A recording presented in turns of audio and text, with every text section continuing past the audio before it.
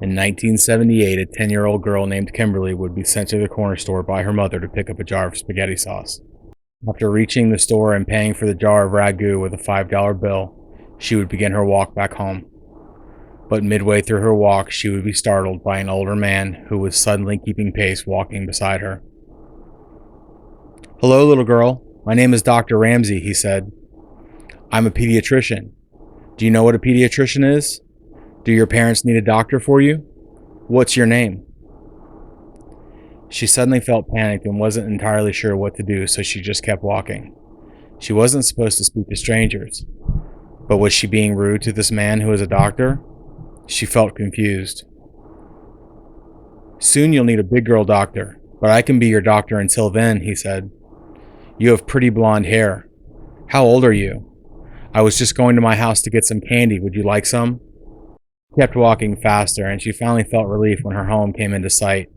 And without looking, she ran across the street, clutching the jar of spaghetti sauce, and ran into the back door of her home, into the kitchen, where she finally felt safe again. She quickly changed the expression on her face to a smile as to not frighten her mother. After all, nothing bad had happened, and she was now home, so she didn't feel the need to tell her parents about it. The next day, a blue Ford Galaxy approached their home, slowly creeping down the street. The driver, smiling and waving, was none other than Dr. Ramsey. At this point, she felt the need to tell her parents about what had happened. After that, they would observe Dr. Ramsey passing their home numerous times, always smiling and waving. Now Kimberly is feeling stalked, but her mother reasons away her concerns. "Well, you said he was a pediatrician, so he's comfortable talking to children. It's part of his job. And now he's probably just commuting to work and being friendly. It's probably just a coincidence." But then, the calls would begin. Kim's father would answer the phone, and on the other end of the call, Dr. Ramsey would ask to speak to Kim. Her father would refuse and ask questions like, "Why do you want to speak to my daughter? She's only 10 years old. If you need to speak to her, then you need to speak to me."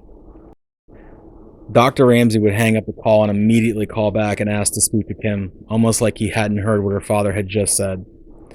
In 1978, there was no such thing as Google, and Kim, being 10 years old, would not have been listed in the telephone book. It's a mystery how Dr. Ramsey found out Kim's name at all, but it wouldn't stop there. He would also prove that he knew her sister's name and her brother's. He knew where they went to school, and he even knew their dog's name. Kim's father would involve the police, but in 1978 there was no such thing as laws against stalking, so they were no help. Soon after, he would involve a friend who was a police officer. This officer would walk Kim to school every day for months. When all access to Kimberly was denied to Dr. Ramsey, the phone calls would ramp up and change tone. Where before the doctor would only ask to speak to Kimberly, now he would tell her father the horrible things that he was going to do to her if he wasn't allowed to speak to her. The police would be involved again later that month, when, while the family was in the kitchen eating lunch, they looked through a window that led directly into the garage, and they saw a figure of a man who quickly ducked down. But at that moment, the garage door opened and filled with light. They ran to the door that leads inside of the garage and opened it, and Kim would point and yell that this was Dr. Ramsey, at which point he took off running down the driveway, followed by Kim's teenage brothers, but he would disappear into a neighboring property before they could catch him. Once again, the police would be of no help or protection to the family. They took their statements and said, "Call us if he comes back," but at that point there wasn't much else they could do. After the garage incident, 2 weeks would go by without hearing from Dr. Ramsey. With great relief, the family had moved on with their lives. But that would change at the end of that 2 weeks, when Kim's father would walk out onto his back porch and find their beloved German Shepherd dead, hanging by her collar off of their back porch. This seemed like a tragic accident, yet suspicions were aroused. Once again, they involved the police, who informed them that not only was this most likely an accident, there was no proof that anyone had done anything to their dog, and in fact, there was no proof that Dr. Ramsey even existed. There was nothing they could do. Phone would again ring, and on the other side of the call was Dr. Ramsey. He would tell Kim's father exactly how many people were in their house, 7, their locations, and what they were doing. They knew that this Dr. Ramsey was local and would occasionally drive by their house, but to be able to give such accurate details of what's going on inside your home meant that he was nearby at the moment, possibly looking in windows. His father didn't bother calling the police because he feels that it would be futile. The last call that Kim's father received from Dr. Ramsey described 2 entry points on the outside of his home. One was a window with a faulty lock, and the other a large set of French doors that, if you pushed on hard enough, would open. Now Kim's father knows that not only does Dr. Ramsey know the layout of his home and where his family is at any given time, he has went as far as testing entry points and had already found 2. He would hang up from the call quickly and find ways of securing these 2 entry points, such as tying twine around the window handles and driving nails down into the hardwood floor in front of the French doors. After this last phone call, things went quiet for 2 weeks. The family started to feel a little more at ease and thought maybe this sicko had gotten his jollies and moved on. Around that same time, there was a work event held that Kim's father was required to go to. Him and his wife would ultimately decide that they would only be gone for a couple of hours on a Friday evening, and things have been quiet, so everything should be okay. That evening, Kim would be sitting on the couch watching TV. Her little brother was asleep on the floor, and her older sister was on the other end of the couch on the phone. As she was on the phone, she found herself staring at those French doors and swore that she saw them move. She watched the doors hit into the nails driven into the floor in an attempt to be opened. At that moment, she screamed and grabbed her siblings and ran upstairs to their older brother's room. They looked down out of his window and saw the shadowy figure of a man standing just outside of those French doors, looking inside. They ran across the hall to the other brother's room to look out the window that is over the front door of the house. They hoped to see this guy running away, but they did not. What happens next is they hear a knock on their front door. They all sit there in silence, too scared to move, too scared to make a sound. Finally, Kim's older sister just screams out, "What do you want?"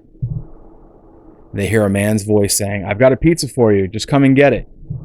Knowing that they did not order a pizza, they look out of the window down onto the front stoop and they can see Dr. Ramsey standing there empty-handed. Kim's older sister says, "If you don't leave us alone, I'm calling the police." And they watch Dr. Ramsey run away. The next thing that happens is that the 2 older brothers would come home from the skating rink, and the younger siblings would tell them what had happened. So they devised a plan to arm themselves with kitchen knives and lock themselves into an upstairs bedroom until their parents came home. At some point, the youngest boy would become hungry and decided to go to the kitchen and make himself some cereal. But as he was making the cereal, he felt himself being watched.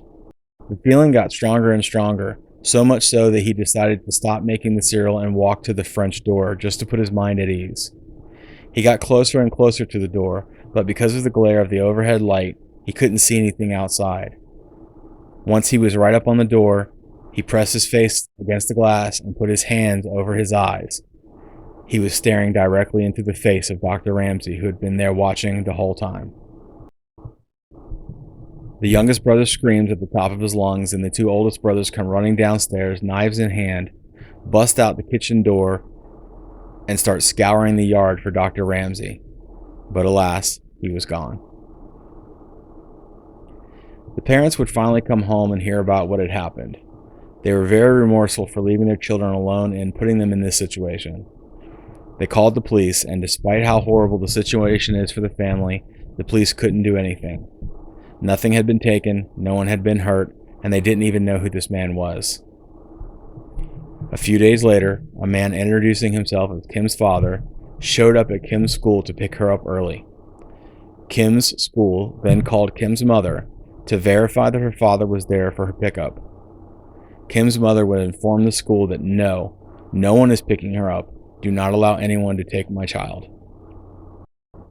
While this is happening, Kim is at recess playing with her friends when that familiar blue car pulls up. and it's Dr. Ramsey waving his arms at Kim and calling her name, telling her to come with him. She would then grab her teacher and tell her that this man is stalking her family, to please take her inside. She needed to call her mother. For the next 2 weeks, the family endured living in constant paranoia. The children had to be escorted to school and home. Kim's father had to take time off of work, and the phone calls persisted. One night, Kim came downstairs for a drink of water, only to find her father sitting in the dark at the kitchen table, looking very disheveled with a gun in his hand. She would ask, "Are you okay?" He would respond, "No, Kim, I'm not okay. I'm tired of not being able to protect my family. I'm tired of being scared all the time. And I'm tired of this man stalking my child. And the police are no help." After that night, Dr. Ramsey would never be heard from again. Rest in peace.